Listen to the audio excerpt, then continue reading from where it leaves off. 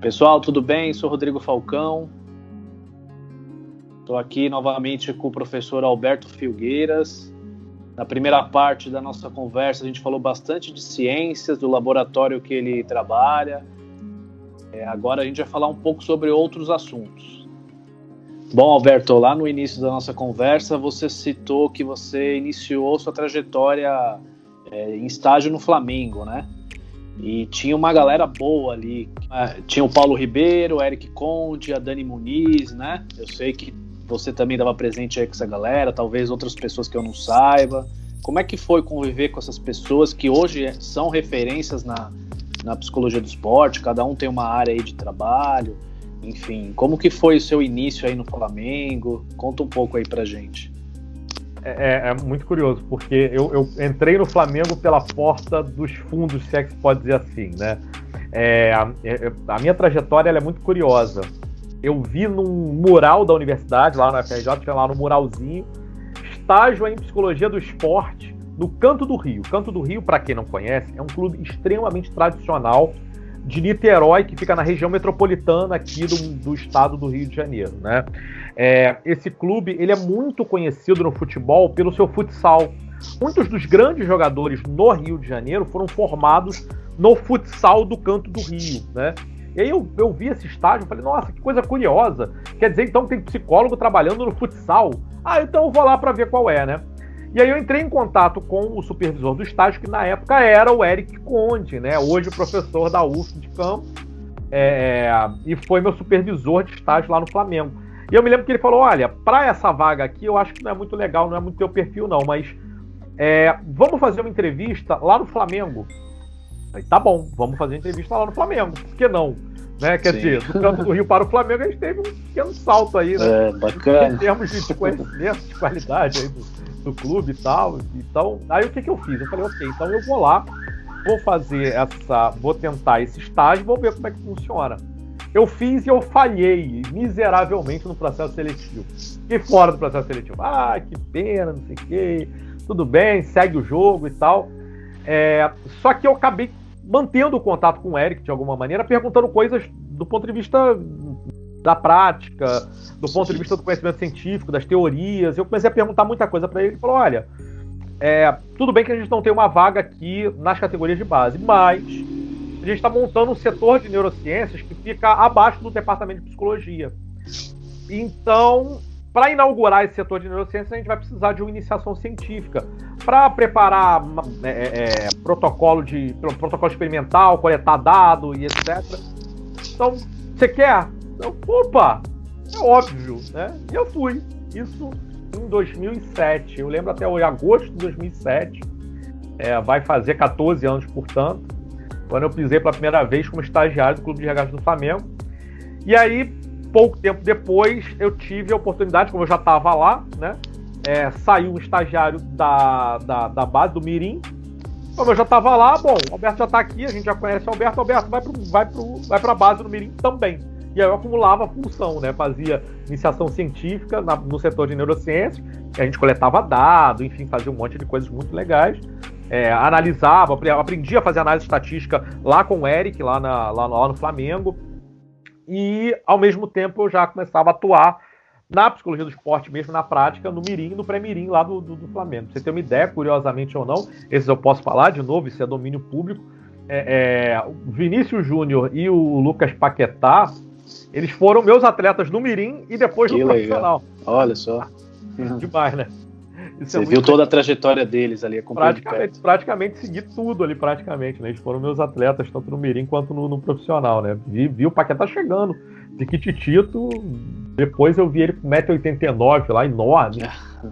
Curioso, né? Mas essa é a vida na psicologia do esporte, né? A gente acompanha os atletas se desenvolvendo e é muito legal você acompanhar essa trajetória, né? Então, assim, o que aconteceu comigo foi isso. Assim, eu fiquei no Flamengo de 2007 a 2010 como estagiário. Em 2010 eu me formei no bacharel, né? Só que na UFRJ, no meu tempo, continua assim. Você faz os 4 anos de bacharel, terminou os 4 anos de bacharel, você faz mais 1 ano de formação de psicólogo. Se você quiser, você pode ir para casa só com diploma de bacharel. Inclusive, eu tinha um professor na UFRJ que era só bacharel. Ele não era formado em psicologia, tá? Ele era só bacharel em psicologia. Mas se você quisesse ter o diploma de psicólogo para poder fazer o registro no conselho, etc., você tinha que fazer mais um ano, né? E durante esse um ano você tinha que fazer um estágio obrigatório. Era um estágio clínico, então você tinha um estágio clínico, e aí eu fiz o meu estágio clínico em terapia cognitivo-comportamental, e você tinha um estágio aplicado na prática. E aí, entre 2010 e 2011, já bacharel, eu continuei no Flamengo como estagiário para poder pegar o meu tempo de prática profissional, né? Então, eu fiquei em 2007, 2011, quando eu encerrei o meu suco, aí eu fui fazer mestrado, né? Eu tinha que me dedicar ao mestrado, aí não tinha como, né? Não dá para acumular as coisas, é difícil pra burro. E assim, Alberto, você falou de uma estrutura que talvez poucos clubes tinham e têm hoje. Essa estrutura ainda permanece? Essa estrutura no Flamengo hoje em dia? Não. A estrutura do Flamengo hoje é totalmente diferente. Não existe mais a figura do departamento de psicologia, né? O departamento de psicologia ele foi abolido em 2012, quando Paulo Ribeiro saiu do Flamengo, né? Que pena, hein? Uma pena, realmente. O Paulo ficou mais de 20 anos lá, né? O Paulo ficou mais de 20 anos lá. Ele ficou de 91 a 2012. Então foram 21 anos de Paulo no Flamengo, né? E ele, enfim, saiu do zero e transformou isso num departamento com 3 psicólogos contratados e mais 3 estagiários e iniciação científica, setor de neurociências. Então tinha ali uma estrutura muito boa de trabalho, né? O departamento chegou a ter 4 psicólogos contratados, incluindo o Paulo, né? Porque era o Paulo no futebol profissional, a Adriana Lacerda a Adriana Lacerda, ela estava na base, mas ela era coordenadora da base, então ela cuidava de praticamente todo mundo e ficava com o sub-20, né, com os juniores. O Eric Conde era do juvenil e tinha do infantil a Dani Muniz, né? Então essa baita timaço, hein? Pois é. Escola do esporte, enfim, pessoas que com experiência de Olimpíada, uma experiência, enfim, de títulos nacionais e internacionais dos mais diversos, em diversas modalidades esportivas, estavam lá no Flamengo na época que eu estava, na época que eu era estagiário. Nessa época eu era somente estagiário, mas essa estrutura, quando o Paulo saiu, aos poucos o Eric foi o primeiro a sair, porque o Eric ele concursou para Federal de Pernambuco, né? E aí, por uma questão de opção, né, ele foi para a Federal de Pernambuco, saiu do Flamengo. Depois foi a Adriana Lacerda que teve que sair, optou por sair. O Paulo, enfim, quando entrou o Vanderlei Luxemburgo, na época lá, de 2012, do Flamengo, o Vanderlei Luxemburgo entrou, e o Vanderlei Luxemburgo tirou todas as pessoas que estavam lá do clube, e aí tinha todo mundo, praticamente. Ele trocou todo mundo, ou tirou de vez, né? Enfim, como é o caso da psicologia. E só ficou a Dani Muniz na base do Flamengo. E aí foi um período muito ruim de entre-safra ali pro Flamengo na psicologia, porque só ficou a Dani Muniz sozinha na base, como psicóloga, e a gente sabe que existe a Lei Pelé, que obriga os clubes de formadores a terem psicólogos, né? Senão perdem o registro de clube formador, né? Então ela ficou ali exatamente provavelmente com essa função ali, hiper acumulada, com muita coisa em cima dela. Depois eu sei, e aí, enfim, a gente conhece o clube porque a gente tem amigos que ficam no clube e tal. E aí, em 2017, foi de novo contratado um psicólogo para trabalhar com futebol profissional, né? E aí eles montaram de novo uma estrutura, foram 2 psicólogos no futebol profissional, mais 2 psicólogas na base. Em 2018, final de 2017, esses psicólogos saíram, praticamente todos, só ficou uma psicóloga na base, e foi quando eu entrei, em 2018, né? Aí eu entrei como psicólogo do futebol profissional, e entrou uma colega para psicóloga da base, né? E aí ela ficava responsável pelos juniores. Hoje, o Flamengo não tem mais psicólogo no futebol profissional, tem 2 psicólogas na base e 2 estagiários, né? Então essa é a estrutura hoje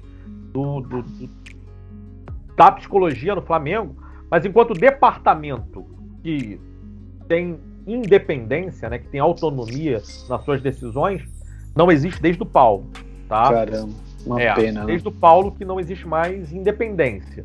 Todos esses outros profissionais, eles ficavam embaixo ou do departamento médico, né? E aí aquela velha história da medicalização como uma espécie de domínio do saber científico, né? O médico se achando dono do saber científico e dominando as demais profissões da área da saúde, né? Um ato médico, literal, né? Exatamente. Isso aí acontece até hoje, né? Sim. Então, ou ficava ali no departamento médico, ou então no departamento de formação ali no futebol, e aí, enfim, você está ali subordinado aos departamentos também da saúde, né? Os departamentos médicos da base, né? Então, a independência do departamento de psicologia, enquanto um departamento único e autônomo, né, nas suas decisões, isso morre com o Paulo em 2012, e nem eu, quando eu estava lá, eu consegui esse tipo de autonomia, né? Tinha ali uma série de regras e requisitos que tinham que ser cumpridos ali, um certo cerimonial. Muitas vezes não fazia sentido, porque, de novo, as pessoas que estavam acima de mim eram geralmente da área, eram médicos, então eram pessoas que medicalizavam tudo, incluindo a saúde mental, né? Então é aquela coisa do, não, mas qual é o diagnóstico? Não tem? Não, então não tem diagnóstico, então, entendeu? Então, aquela forma de ver o fenômeno humano a partir de uma perspectiva mais mecânica e menos flexibilizada, humanizada, né? Menos fenomenológica, e isso, sem dúvida, que tem repercussão no trabalho, né? A gente sabe disso. Sim, entendi. Só voltando um pouco, Alberto, como que surgiu o convite para você retornar para o futebol profissional? E, enfim, você já falou um pouco aí das dificuldades que você teve nesse período, mas como que é trabalhar no futebol profissional, talvez um dos maiores clubes aí do Brasil, né, de maior torcida, de maior repercussão, enfim, de mídia, e ter contato com os atletas, né, com grandes atletas, né? Você falou aí do Vinícius Júnior, do Paquetá, que você viu criança, né, mas enfim, você deve ter tido experiências com outros grandes jogadores, né, com outras pessoas aí que passaram pelo Flamengo no período que você esteve lá. Então, quando eu vou para o Flamengo, isso foi no final de 2017, o Flamengo estava se reestruturando na sua parte de psicologia, né? Então, o Flamengo ele já tinha um projeto já bem interessante desde 2015, eu acho, 2016, 2014, enfim, não lembro exatamente, mas já tinha um projeto bem interessante da criação de um departamento específico para performance, né? Eles chamavam de CEP, Centro de Excelência em Performance. E a ideia é que você tivesse profissionais de todas as áreas trabalhando ali numa modalidade mais transdisciplinar do que qualquer outra coisa, né? Não era nem inter, nem multidisciplinar, era trans mesmo. Você se metia no que o outro estava fazendo mesmo, enfim, você discutia aquilo que o outro estava fazendo, respeitando, claro, as expertises, mas tentando fazer esse diálogo o tempo todo. Eu já tinha trabalhado pelo Comitê Olímpico Brasileiro, né, como psicólogo do vôlei de praia, em 2014 e 2016. Em 2016 eu continuei com alguns atletas de vôlei de praia e expandi o projeto, né, do meu trabalho pessoal, mas também do meu laboratório, para outras modalidades esportivas, incluindo o MMA. E aí a gente teve contato com a Tim Nogueira, aqui no Rio de Janeiro, e a gente começou a trabalhar e atuar acompanhando alguns atletas da Tim Nogueira. E o médico da Tim Nogueira, à época, era o Márcio Tanuri. Tim Nogueira é jiu-jitsu, né? Isso. Na verdade, Tim Nogueira é MMA, né? Que é do Nogueira, do Minotauro e Minotouro, né? Sim. Entendi, sim. E o médico à época era o Márcio Tanuri, que inclusive continua sendo, né, até hoje. O Tanuri, ele é um médico extremamente importante. Ele é o médico do UFC, inclusive, né? O único médico brasileiro no UFC é o Tanuri. E ele pediu indicações, e eu já tinha uma certa bagagem, uma certa experiência com esporte de alto rendimento, né, de diversas modalidades, incluindo uma passagem por uma Olimpíada. E aí o Tanuri entra em contato comigo, fala, olha, vamos ver como é que vai ser, mas vamos fazer um processo seletivo. Porque a gente precisa, faz parte aqui do protocolo, do clube e tal, a gente precisa fazer um processo seletivo mesmo. Vou te fazer entrevista e tal, e eu me lembro que eu fiz 3 entrevistas diferentes. Enfim, fiz uma com ele, fiz uma com o antigo psicólogo, fiz uma com a psicóloga do RH do Flamengo, e ficou um tempo ali entre um e outro, quase um mês, entre uma entrevista e outra. Então foi uma coisa tensa, foi um processo seletivo tenso e tal. E aí quando, enfim, finda o processo seletivo, eu entro para o Flamengo, isso em janeiro de 2018. Né? Então fui contratado em janeiro de 2018, já chego lá, pré-temporada, vamos embora, vamos trabalhar. Primeira coisa, conhecer os atletas, e segunda coisa, vamos coletar o baseline, né? Vamos fazer uma avaliação geral de todos os atletas para gerar uma linha de base para poder, nas avaliações próximas, ver se houve evolução naqueles aspectos que foram avaliados. E é muito curioso porque todas as áreas, todos os setores precisavam fazer avaliações, né? Então, por exemplo, a gente que é da psicologia, a gente tem mania de falar, não, mas às vezes teve uma mudança subjetiva, ou seja, o atleta está se sentindo melhor, mas quando você levanta qualquer indicador psicométrico, lá, avaliação numérica, não tem diferença. Mas o atleta está relatando melhora. Isso não podia acontecer lá. Esse tipo de coisa não podia acontecer. Tinha que ser avaliação. A avaliação numérica tinha que melhorar. Você tinha que estar lá um gráfico. Entendi. Né? Curioso. Assim, de uma maneira, eu já sabia como funcionar no esporte de alto rendimento. E aí, quando eu chego no Flamengo, foi muito curioso, porque eu preciso contar isso pra você. Eu preciso confidenciar isso pra você. Mas eu sei que essa confidência ela vai aparecer no YouTube, mas não tem problema. Me sinto lisonjeado. Eu não sou chegado a futebol, não, cara. Eu não assisto futebol. Quando vamos assistir futebol. Me chama pra assistir um basquetinho, entendeu? Mesmo, cara. Achei que você curtisse um futebol, cara, com poucos.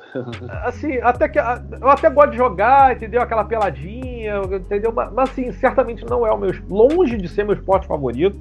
Nossa, Alberto. Se tiver que escolher entre, sei lá, tá passando basquete, tá passando futebol, certamente eu vou assistir basquete. Já passando tênis, um jogão de tênis e futebol, certamente eu vou assistir tênis. Então, Entendi. assim, eu sou de outros esportes, né? Eu não sou muito chegado a futebol. E aí o que aconteceu? Quando eu chego no Flamengo, um monte de atletas eu não conhecia, não fazia ideia quem eram. Que coisa. A quantidade de gente que eu troquei nome, você não tá entendendo. Mas cometi gafes enormes, assim, jogadores hiper badalados e tal, não sei o quê. Eu chegava, fulano! O cara fingia que não era com ele, né? Porque assim, o jogador de futebol, ele acha que o mundo gira em torno do umbigo dele. De verdade, assim, tipo, você perguntar, então, qual é a gravidade maior? Sol ou seu umbigo? Eles vão falar que é umbigo, né? Então, atleta de futebol é assim. Por isso que pra muitos a Terra é plana, né? Exatamente. Né? A bola na Terra, né?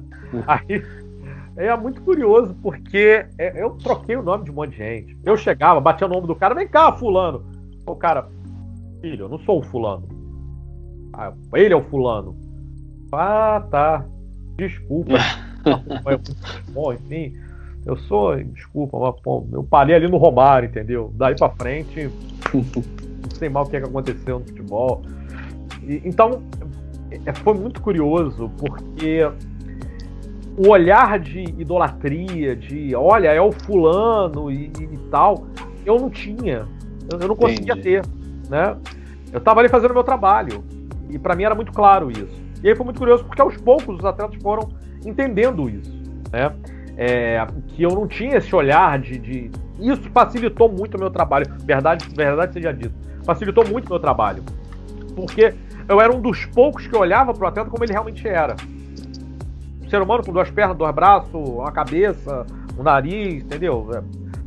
Inclusive eu cheguei a ouvir isso de um atleta lá no Flamengo. Foi dolorido ouvir enquanto psicólogo, mas eu compreendi o que ele quis dizer.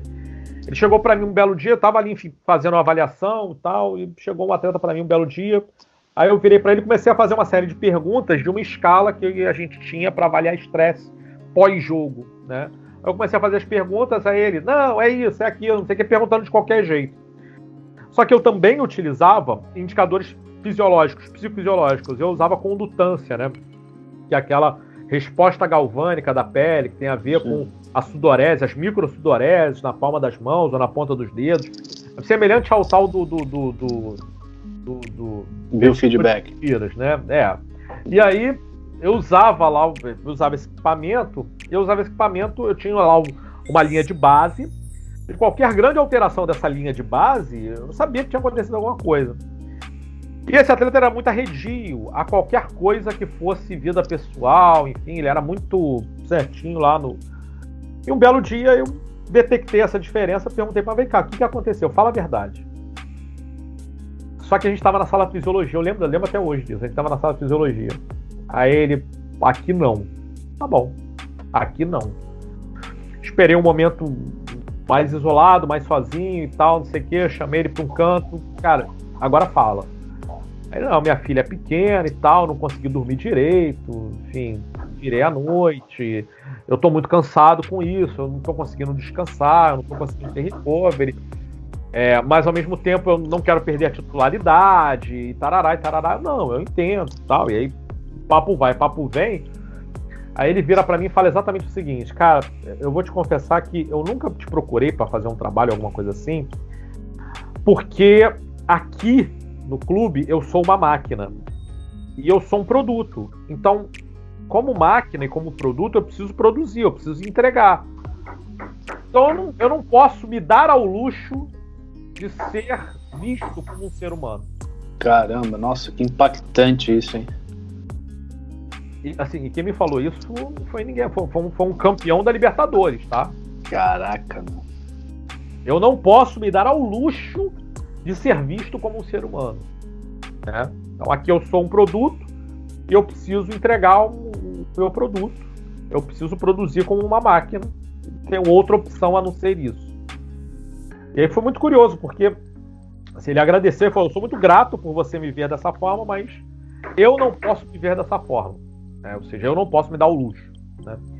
Então esse é o futebol, né? Quer dizer, é isso que a gente tem dificuldade de enxergar, e daí talvez a grande vantagem, pelo menos para mim, na minha visão, de ter sido um profissional que, primeiro, eu acho que isso é fundamental dizer, primeiro, eu tinha um certo distanciamento do esporte, e ao ter o distanciamento do esporte, eu não via os atletas como ídolos, eu via atletas como seres humanos, como outros quaisquer, né? Então isso me ajudou.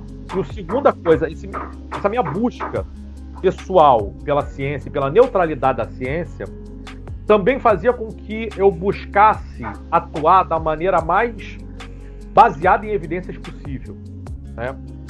Não é à toa que o que me tirou do futebol, né, o que me fez sair do futebol foi exatamente a minha incapacidade, e aí foi a minha inabilidade enquanto profissional de entender as nuances da política interna do clube.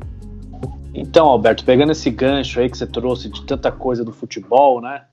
Você acha que isso também dificulta a psicologia a estar no futebol profissional, nos diversos clubes aí no Brasil? Você acha que tem a ver também com essa questão política, enfim, com esse olhar aí, talvez, que os atletas têm de si mesmos? Você acha que isso é um empecilho para estar presente no futebol profissional, por exemplo?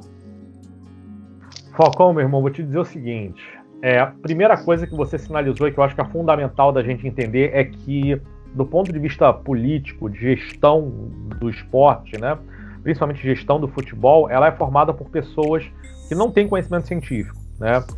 E para piorar a situação, é muito fácil você ver o sujeito quebrar a perna, né? Você vê a lesão acontecer, você bota lá no raio-x, você vê lá a perna quebrada. Mas a gente não tem como ver almas quebradas, né? E aí isso faz com que o próprio profissional de psicologia não seja um profissional bem visto, inclusive por outros profissionais da área da saúde, porque eles não conseguem entender do que a gente está falando, né? Tanto é que, se você conversa com qualquer médico que não seja da área psi, portanto que não seja um psiquiatra, muito provavelmente ele vai se pegar na sintomatologia associada à modificação dos hormônios ou da homeostase hormonal do sujeito em relação à doença mental. Então, se você fala com qualquer médico e pede para o médico explicar o que é uma depressão, ele vai falar, não, depressão é um rebaixamento de serotonina e dopamina no sistema nervoso central. Aí você vai... Tá, mas... E, né, quer dizer, porque se for só isso, você pega um antidepressivo, você dá pro cara, tá resolvido o problema, né? E a gente sabe que não é assim que funciona, pelo contrário. Muitas vezes, se você dá um antidepressivo pro cara, você está dando a energia necessária para o cara para ele se matar. Né? Inclusive, grande parte dos suicídios acontece exatamente no início da medicação. Aí você fala, pô, mas por que o cara tá se matando se você tá dando remédio que vai resolver o problema dele? Né?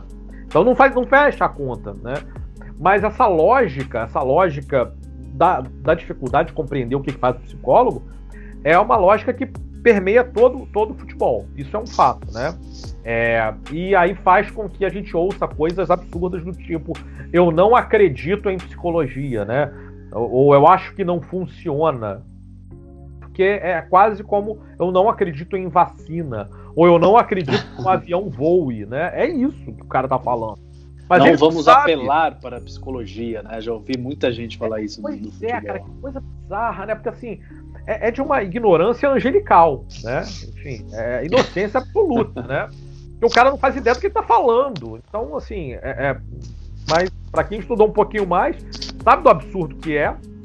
Mas, de novo, o gestor de futebol ele não é conhecido como uma pessoa que estudou, né? Não é um conhecido... Raramente você vai ver um gestor de futebol eloquente, intelectualizado, né? Pelo contrário, né? A sua grande maioria é extremamente limitado do ponto de vista intelectual, né? Então, isso é um ponto que eu acho que é fundamental da gente como psicólogo entender, né? A gente precisa ser mais claro na hora que a gente diz o que a gente faz, né? Para que as pessoas possam entender finalmente o que a gente faz, né? Então esse é um ponto que eu acho fundamental, né? E você também tocou no outro aspecto, que é o próprio atleta, né? O próprio atleta é resistente, por duas razões. A primeira, o atleta pensar ele mesmo como um ser humano é se fragilizar na visão do atleta, é se enfraquecer na visão do atleta, né? Tanto é que a primeira fala é eu não sou maluco, ou eu não sou doente mental, né? Como se nosso trabalho fosse esse, né? Tratar de malucos e doentes mentais, e é só isso que a gente faz, né? Então, essa limitação do conhecimento também passa para os atletas, mas os atletas eles também não se permitem olhar para si mesmos a partir de uma perspectiva humanizada, porque eles são formados, desde lá da base, a serem máquinas, né? A terem que fazer aquele troço e ponto final, né? A ser obedientes, a executar aquilo sem questionar, sem perguntar. Isso é grave, né? Porque o que acaba acontecendo é que a gente está aí produzindo adoecimento em larga escala. Mas está tudo certo, mas ninguém tem nem aí para isso, né? Só que também tem um outro lado da moeda, Falcão, que eu queria que a gente pudesse refletir juntos, né? Que é o próprio psicólogo do esporte, no seu trabalho, na sua busca por trabalho, na sua busca por reconhecimento, por atuação, o próprio psicólogo do esporte acaba caindo em um monte de ciladas que eu acho que são bem complicadas do ponto de vista da sua atuação, né? Exatamente porque eu não tenho tanta familiaridade, não é familiaridade, mas eu não tenho tanto gosto pelo futebol, né? Tanta paixão pelo futebol. Isso me permitiu ter um olhar muito mais profissional do que eu estava fazendo, né? Só que acaba acontecendo que muitos profissionais da psicologia do esporte buscam atuar com o esporte que eles são apaixonados. Não, eu sou apaixonado por futebol, então eu vou trabalhar com futebol. Isso é óbvio que isso vai gerar um enviesamento na sua prática, no seu olhar, né? Essa busca por um distanciamento, por uma neutralidade, por tentar enxergar o fenômeno de maneira mais ampla, vai ficar prejudicada a partir do momento que você está ali trabalhando com o seu ídolo ou trabalhando com um esporte que você é apaixonado. Eu canso de ver profissional de psicologia do esporte falando, se metendo na parte técnica do atleta, né? Querendo se meter na parte tática, ou então, não, indo de chuteira pro campo. Eu falo, mas pra que você tá indo de chuteira, filho? Psicólogo não trabalha com a bola no pé, ele trabalha com a bola na cabeça, né? Eu não tô falando metaforicamente, né? Nem literalmente eu tô falando, né? Então, essa falta ou essa ausência de distanciamento do psicólogo do esporte e essa busca do psicólogo do esporte de trabalhar com o esporte que ama ou com modalidades que ele gosta muito de estar presente, de estar ali no dia a dia, isso sem dúvida afeta a forma como ele trabalha, né? Porque ele acaba se tornando um torcedor, e ao se tornar um torcedor, ele vai fazer intervenções que mirem somente na performance. E eles esquecem a coisa mais importante, que é olhar o ser humano que está por trás do atleta, né? Porque antes de ser atleta, o sujeito é ser humano, não tem jeito, né?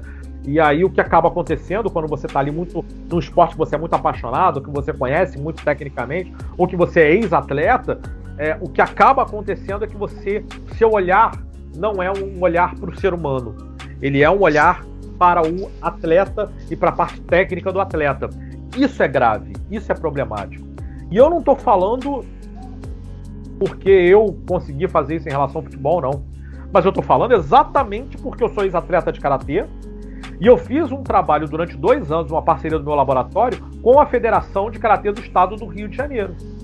Todas as vezes que eu ia, como professor e como psicólogo, assistir os treinamentos da Federação de Karatê, da Seleção de Karatê do Estado do Rio de Janeiro, eu olhava para aquele esporte por um olhar muito mais técnico do que de psicólogo. Isso, sem dúvida, enviesava e atrapalhava a minha atuação como psicólogo. Então, exatamente porque eu já vivenciei isso, esse conflito de interesses, é que eu acho que é importante, nós, psicólogos do esporte, trabalharmos sempre e constantemente nessa busca por esse distanciamento, por essa neutralidade. Porque senão vai dar ruim. Perfeito, Alberto. Poxa, acho que eu concordo com o que você está dizendo, sim. Eu acho que é exatamente isso, né, cara? A gente tem que ver o ser humano que está por trás de todas essas características aí que você disse, enfim. E é difícil, claro, né? A gente ser torcedor e é difícil esse distanciamento quando a gente está envolvido com a modalidade, com o clube e todas essas questões aí, tá? Para a gente finalizar, Alberto, eu queria que você falasse um pouco da sua experiência olímpica, né? Você disse aí lá atrás, durante a nossa conversa, que você fez parcerias com algumas duplas, né? Com duplas que estiveram participaram dos Jogos Olímpicos, você também. Como é que foi essa experiência? Como é que foi trabalhar com vôlei de praia, né? Que é um esporte super vencedor no Brasil, que é um esporte referência aí para várias modalidades, né? E tem vários ídolos também, ex-atletas de quadra que vão para areia. Como que foi sua experiência com vôlei de praia, trabalhando com as duplas? Olha, a primeira coisa que eu vou te dizer é que Olimpíada é um evento totalmente diferente de qualquer coisa que você pode imaginar. Mas é totalmente diferente, assim. Você só consegue se preparar para uma Olimpíada se você já passou por uma. É muito, muito difícil você montar uma comissão técnica que nunca tenha ido para uma Olimpíada, conseguir chegar e conseguir um resultado maravilhoso, etc. É muito, muito difícil porque realmente os Jogos Olímpicos são totalmente diferentes, são totalmente fora do padrão e da lógica que qualquer pessoa pode experienciar, né? E o que eu posso te contar da minha experiência como profissional e como psicólogo do esporte numa comissão técnica que foi para as Olimpíadas é que o nosso processo foi um processo muito difícil, muito duro. Foi uma dupla nova, eu trabalhei com o Pedro e com o Evandro, né? O Pedro Solberg e o Evandro Gonçalves. O Evandro que mais tarde veio a ser campeão mundial. Mas quando a gente firmou a parceria e começou a fazer o trabalho, o objetivo era a corrida olímpica, era se preparar para a corrida olímpica, né? E o vôlei de praia ele é muito semelhante em termos de World Tour, né? De tour mundial, ao circuito mundial, muito semelhante ao modelo do tênis.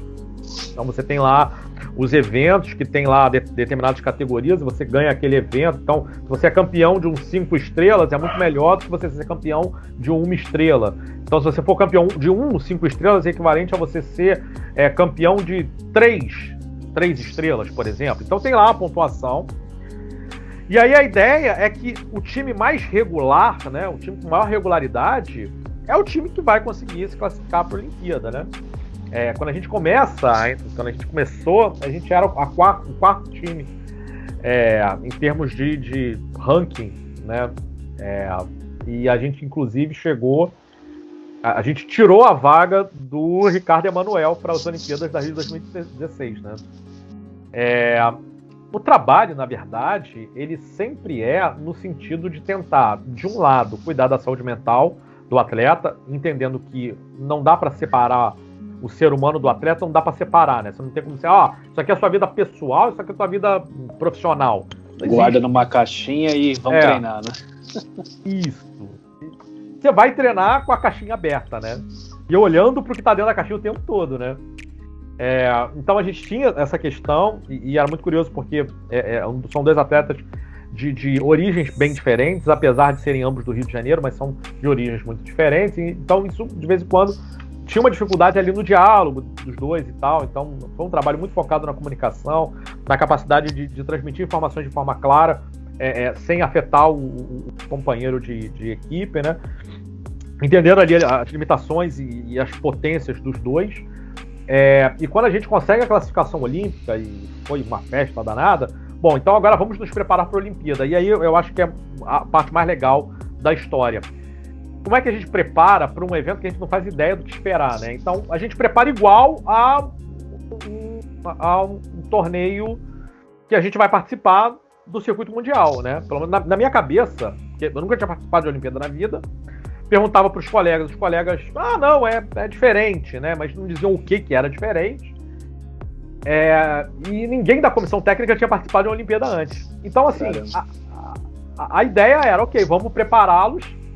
E aí a gente pensou, sistematizou, pensou ali no macrociclo, microciclo, mesociclo, fez todo o acompanhamento. Vamos, olha, quando começar a chegar a competição, a gente vai fazer um trabalho mais de manejo da ansiedade. Enquanto não estiver chegando, a gente vai fazer um trabalho mais cognitivo, tomar decisão e tal. A gente pensou em todo o ciclo de treinamento, a gente fez o planejamento, tudo bonitinho, de todas as áreas, incluindo da psicologia, né? E foi muito curioso porque a gente tinha essa vontade de chegar pelo menos no pódio nas Olimpíadas. A gente tinha essa meta de chegar pelo menos no pódio das Olimpíadas. E o torneio anterior às Olimpíadas foi um torneio na Suíça, em Gstaad. E aí foi toda a comissão, porque a gente estava ensaiando ir para as Olimpíadas. Então foi toda a comissão junta, né? Então eu fui, fisioterapeuta foi todo mundo junto para Gstaad lá na Suíça, para essa competição. E a gente foi campeão. O primeiro torneio antes das Olimpíadas a gente é campeão. Opa, vamos chegar voando nas Olimpíadas, né? Tá aquele ânimo, né? Aquela expectativa alta, enfim. Não? Imagino. E principalmente, tá validando o trabalho, ou seja, a aproximação sucessiva, os ciclos de treinamento foram todos bem pensados, né? Tá tudo bem validado. Falcão, Olimpíada é outra coisa. É outro torneio, é outro universo, é outra coisa. É outra coisa totalmente diferente. Assim que você entra na Vila Olímpica, assim, você ganha uma bolsa. Eu não ganhei, mas os atletas ganharam uma bolsa. E dentro, só de material esportivo, tinha quase 50 mil reais. Caraca.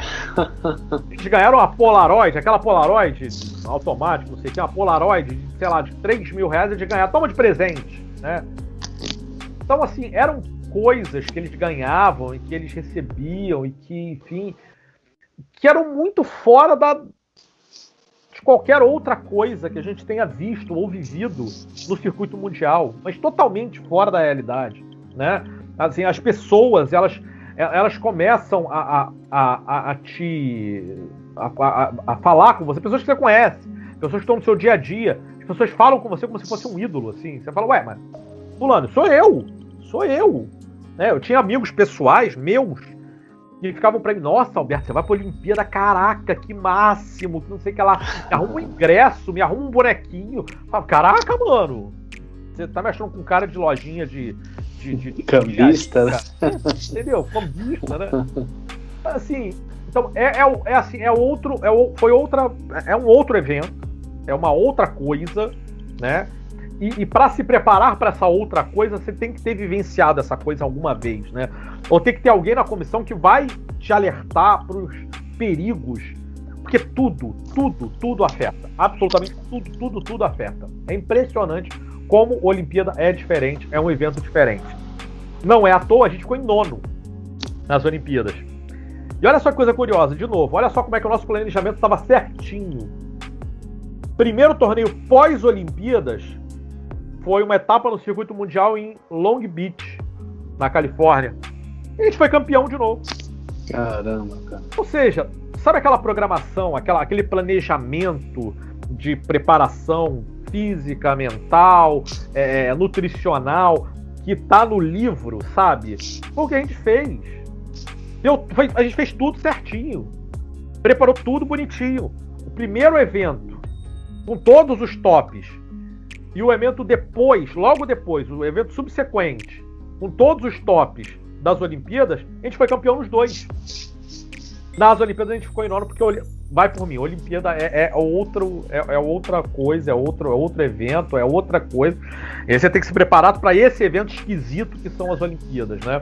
Um pequeno referencial, só para você ter uma noção. Maior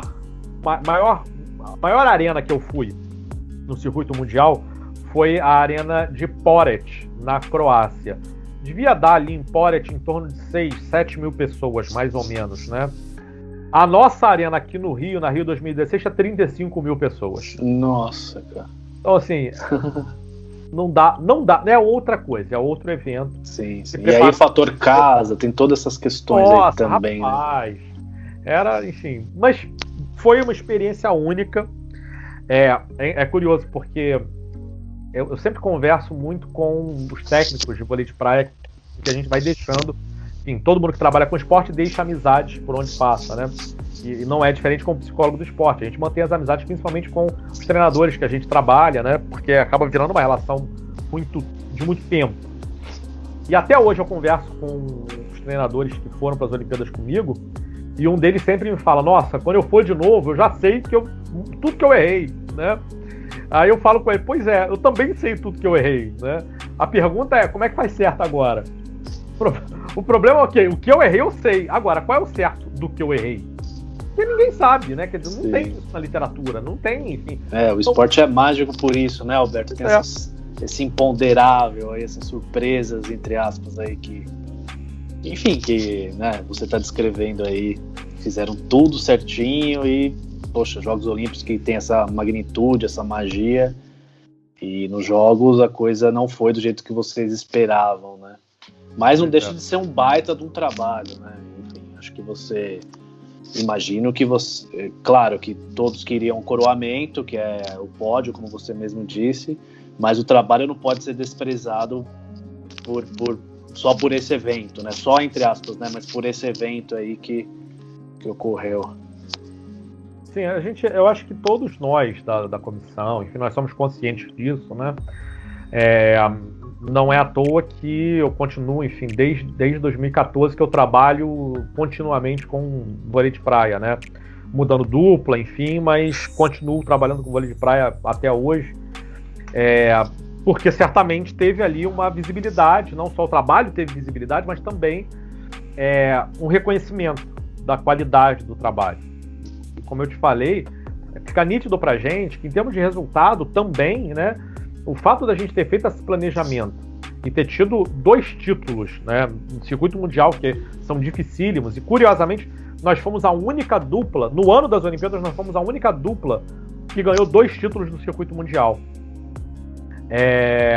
Isso é muito curioso, né, porque mostra pra gente o quanto que o nosso trabalho estava bem feito, né? Mas aquela competição-alvo que era as Olimpíadas, a verdade é que a gente... E aí tá tudo bem também, né? A gente também precisa ser autocompassivo, entender que está tudo bem porque a gente nunca tinha passado por aquilo, né?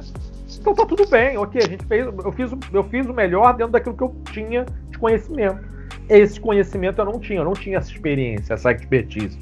Hoje eu tenho, então hoje dá para inferir um pouquinho melhor como fazer esse trabalho, mas o fato é que eu não tinha, então tá tudo bem também. Eu fui o melhor que eu pude dentro do que eu tinha para fazer. A verdade é essa. Tá certo. Cara, não posso deixar de perguntar sobre os Jogos Olímpicos que vão ocorrer aqui daqui a pouco, né? Menos de 30 dias aí nesse momento que a gente grava. No meio de uma pandemia, lembrei, né, disso agora, né? Estamos no meio de uma pandemia, Jogos Olímpicos que vão ocorrer. Qual que é a sua visão sobre o evento, enfim, e a preparação psicológica dos atletas que vão estar lá, seja do Brasil, seja do... Eu sei que é uma pergunta muito ampla, mas Enfim, o que você acha de tudo isso, cara? Então, a primeira coisa que eu penso é que, na minha visão, é um modelo, né? Quer dizer, o esporte nas Olimpíadas, ele é um modelo ideal de funcionamento da sociedade. Tá? Como assim?